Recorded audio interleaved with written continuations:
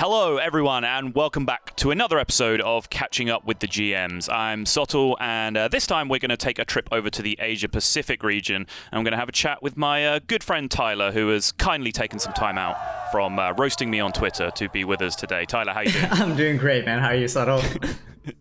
Yeah, I'm doing better. It's nice to be talking to you face to face here instead. But yeah, I just wanted to catch up with you a little bit. As we stand, we're on Wednesday as we're recording this. Tyler, you've just played the first day of Specialist Swiss in week 3. Like, how's Specialist gone for you? It's going pretty bad. I mean, 2 wins, 3 losses today. Priest has been failing me lately. I don't know what it is, but Ooh. Yeah, maybe I'm just wrong. Maybe you is wrong. Maybe it's not Priest. Maybe APEC was right all along. I don't know yet. Yeah, because you're one of, 2 priests only in APAC, is that right? Yes, only 2 priests, and we prepped with the EU and NA boys, and we brought priests because of them. And the rest of APAC just didn't bring priests. Very surprising to me. So that's interesting, because that actually kind of leads into another question I did have for you, which is, obviously you're an Asia-Pacific player now. You sort of transplanted from Europe to Asia-Pacific. Do you feel like you're part of the Asia-Pacific metagame? Because I think there is a trend you can observe, like where Asia-Pacific has their own metagame in Grandmasters, and I think a lot of the time your decks are a little bit outside that, and there's kind of this idea that you like bring more Europe or more America's decks. Like, do you think that's fair? Do you feel like you're more part of the European or America's meta? Yeah, I definitely feel that way, because literally my entire practice group is all Europe and NA people, and I always do keep in mind that I have to make the decks so that they still work with the APEC meta. I think APEC is just literally always aggressive. I don't know what it is exactly. Maybe it's just like the Asian culture that they're just impatient or something. I don't know what it is, but they're just always playing aggro decks. So I always keep that in mind. So for example, in week 1 and 2, when all the EU and NA boys really like Quest Secret Rogue, I decided to go for a more aggressive Weapon Rogue because I thought that deck was worse against the aggressive strategies that APEC might bring, and that ended up working out well for me. So I can't like exactly bring the same decks as the Europeans and the NA guys, but I definitely listen to what they have to say and try to change it a little bit at least. So not just straight up copying. That makes sense. Just going back to formats a little bit, I guess. We talked about Specialists. Obviously, we've had rotating formats all the way through. You've now at least had 1 day of all 3 of the opening formats.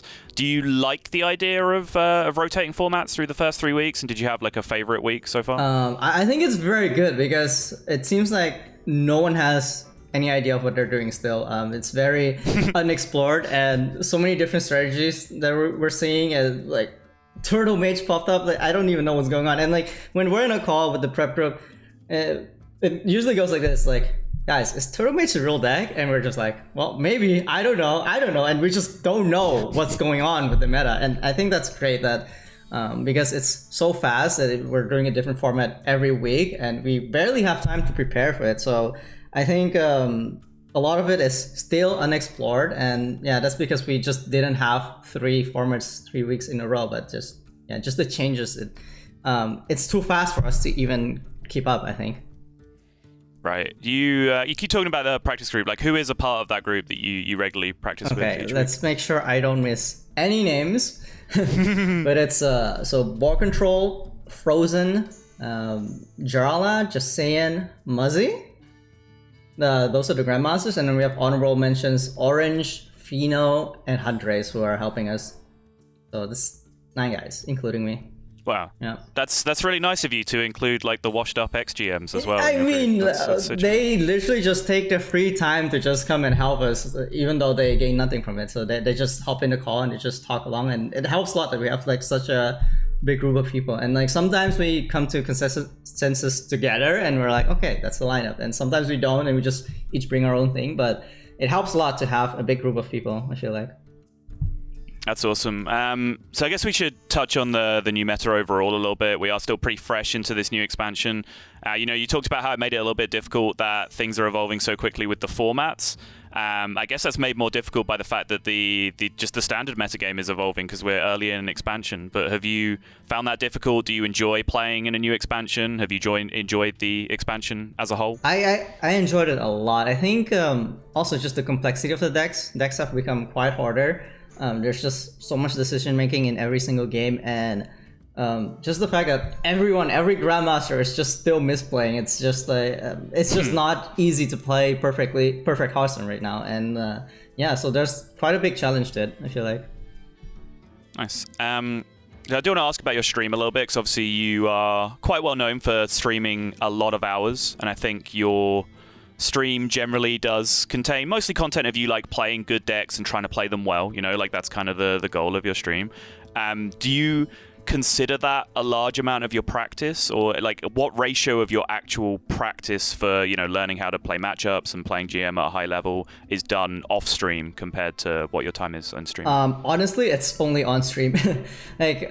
It's just mostly on stream. Off stream, it's mostly just theory crafting, and there's just thinking about lineups and testing certain matchups just to see like what the percentages are, but learning how to play a deck, that usually happens on stream, because I have such a busy life, man. There's so much to do. Like I stream, like try to stream 8 to 10 hours every single day. I do take a day off here and there, and then on top of that you have grandmasters, which is a lot of time commitment, and then before you know it, you end the stream and you have to submit deck lists, and then you submit deck lists, you go to sleep, and then you're playing like full days of Swiss rounds. So it's I don't think I can find much more time to also practice additionally off stream.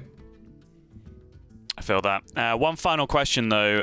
Clearly what you do have time for is setting up awesome victory celebrations with your family. I think one of the most memorable parts of your 2020 GM has been some of your family pop-offs. Have you got anything else planned for the upcoming weeks? I have to be honest, I'm running out of stuff, and like and my biggest fear is running out of stuff, running out of victory material. I fear that more than actually losing a series, and right now I'm struggling really hard, but I think we're gonna just keep it on the low for a little bit for the next few weeks, and in the more important matches I'll have something spicy coming up for sure with the victory celebrations. So I guess what you'll have to do now is just start throwing matchups, just so there's no pressure of coming up with victory celebrations. That's what I did this week in the Swiss Sottle. I went 2-3 day one, and all planned. All right, well, that makes sense to me. Tyler, thank you so much for joining us. I will just wrap things up by saying, please, if you want to see more of this content, and of course, if you want to be able to follow Grandmasters and Masters Tour events as efficiently as possible, check us out on youtube.com/Hearthstone Esports. If you have any questions or need any information about the Grandmasters program or the Masters Tour program, you can find that on playhearthstone.com/esports. Tyler, thank you so much for joining us. Do you have any final words before we let you go? Thank you, Sottle. Make sure to follow me on social media at TylerOOTD, and that's pretty much it. Great. Thank you. Take care, everyone.